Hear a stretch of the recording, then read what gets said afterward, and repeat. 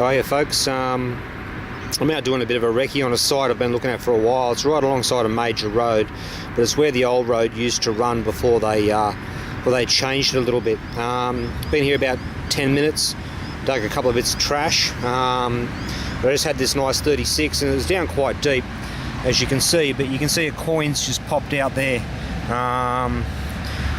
If you can't hear me over the traffic noise, I apologise folks. Just having a quick scrub at this. It's a Commonwealth of Australia penny, so it's an older one, and I've got 1928 as best as I can see. The light's not the best, the sun's starting to go down, but I've got a little bit of time between when I knocked off work and dinner, so we'll see how we go. But yeah, not a bad start. Alright folks, my second find of any note out on this little recce has been this 37. It was quite shallow, but I just popped out this old, what appears to be the base of an old shotgun cartridge. I'm just going to give it a bit of a clean on my pants. Give me a second, see if I can get a head stamp for you.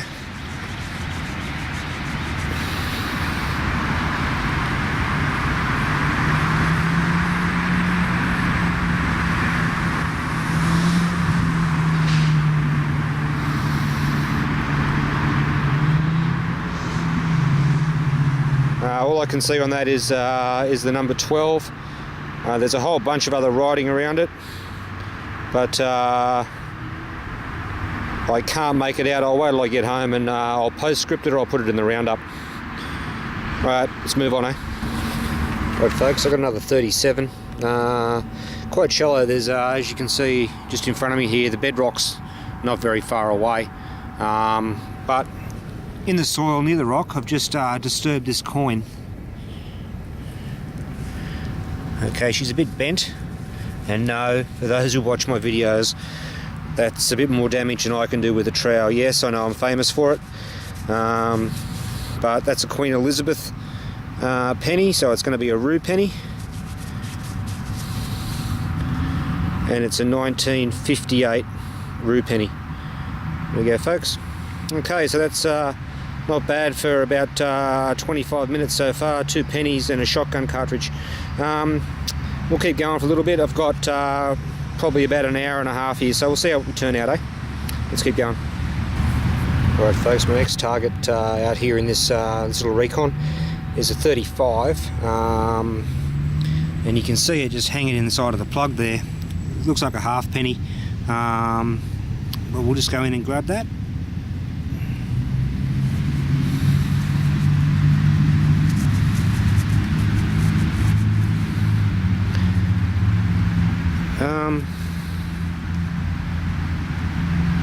Yeah, it's got King George the 6th on it. I'll give a bit of a scrub at the front here for you guys. And by guys, I mean ladies and gentlemen. It's actually a shilling, it's a silver. It's in pretty average condition. It's 1948. It's a bent ram's head shilling. I should have twigged to that. I wasn't sure when I started scrubbing the other side with the king's head on it. I saw a glint of silver, but yeah, it's definitely a shilling from 1948. So that's not bad. That's silver, and I'm happy with that. That's you can see a little bit of silver just poking through there now. Now they'll look at it properly, but it's a 50% silver, so that hence the colouring. Excellent. Got ourselves a silver. Not bad for a recon. Let's crack on a bit longer, eh? Okay folks, my next signal is a 35, and you can see down in the hole I've got myself a nice buckle. Now I know these as military buckles, specifically webbing buckles circa World War II. I'm sure there were other items of a civilian nature that took the same buckle, but I've only ever seen them on webbing buckles in circa World War II. So either way, it's not a bad find. Excellent. Let's move on, eh? Alright folks, I've got a 26 here. It's a bit puzzling. I've already got it out of the hole. I've given it a bit of a scrub clean because it just wasn't quite what I thought it was meant to be. It was 32, bounced around 26, 28, 32, so I thought I'd dig it. And you can see it just there. It's got what appears to be some kind of decoration on it, and it looks like it's either been in a fire or it's been eaten away quite heavily. I've got no idea what I'm looking at here, but it's about the size of a threepence, but much thinner.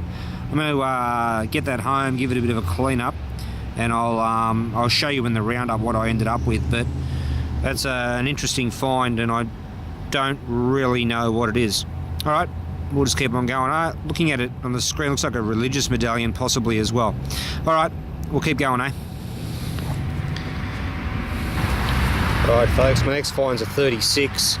It was underneath this big ass rock right here, but I've unearthed this beautiful little padlock, and there's the words safety on both sides, a nice little symbol up here on both sides, and something about the word lock up the top here. The unfortunate part is that it's come away in two pieces, so that's a bit of a pity. It doesn't look like it was a particularly strong lock anyway, looking at the way it's constructed. Like there's a ribbon of brass running around the centre there. Sort of like that Queen Victoria era chub lock I found. This one's quite flimsy, a little decorative piece maybe. Either way, I'll take it home and give it a clean up and see if I can't figure out a maker.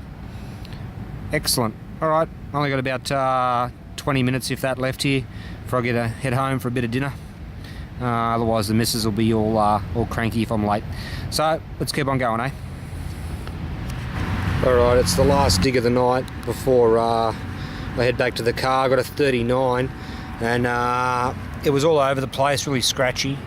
But you can see just there what appears to be a silver coin.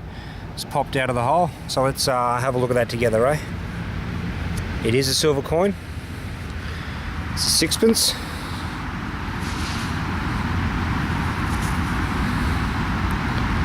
And it's a 1926 sixpence. There we go, folks. Look at that. It's in pretty good nick too. Let's just do the other side. I love how when you just take the dirt off these nice and slowly, they reveal themselves. There we got King George V on the back, the Australian coat of arms with the date clearly visible at the bottom there. If I stop fingering it, there we go, 1926. Alright folks, I'll call it quits here, and I'll do a roundup tomorrow morning, which you'll see next. Okay, ladies and gents, just doing a bit of a wrap up from yesterday afternoon's recon hunt.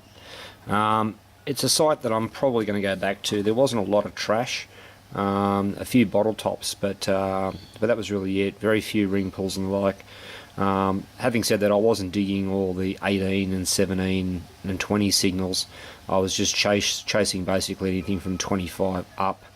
A little bit of iron around, but not too bad. It's an old site where the road used to run, and it was diverted in around the 1960s to make way for a larger road that now runs over the top of the river. The area I was detecting is large, and it's where the walkway would have been if you were walking towards the river.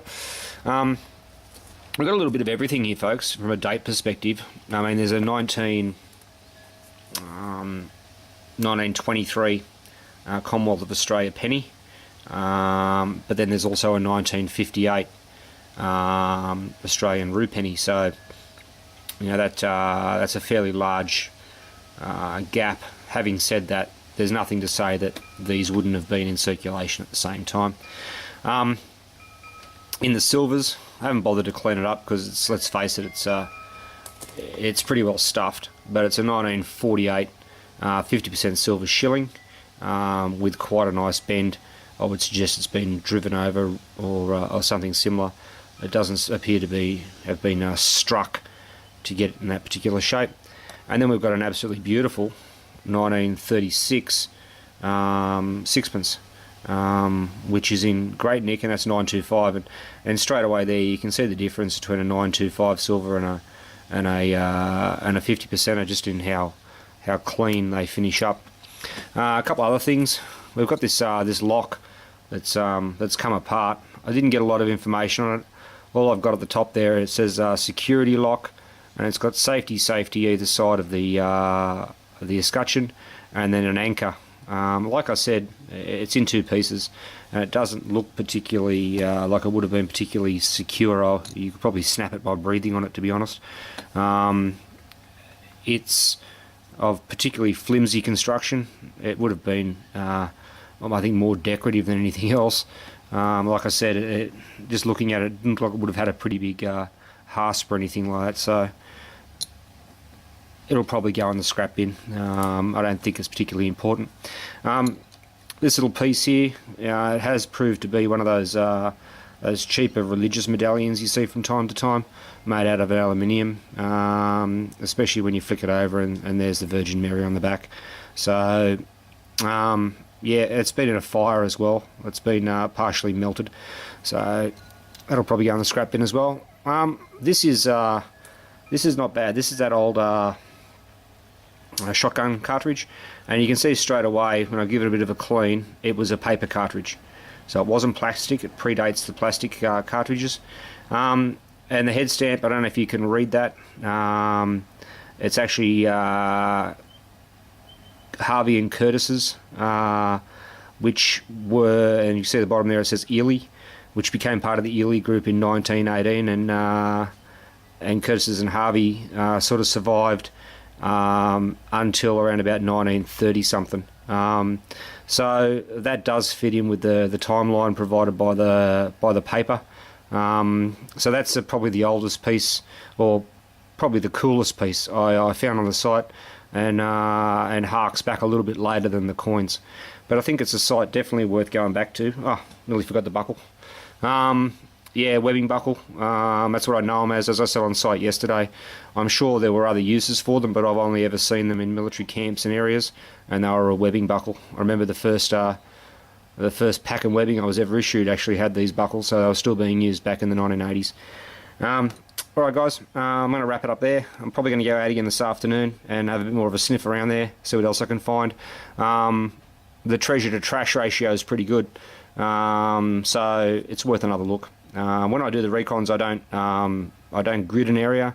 I basically walk a line and then walk across 10 metres and walk another line back, just to get a feel for what's on the site, and that came out of about an hour and a half on site. So, right folks, I'll talk to you next time. Hope you enjoyed the video, and if you did, give us a thumbs up, like, share, all that other stuff, and I'll talk to you later. Bye.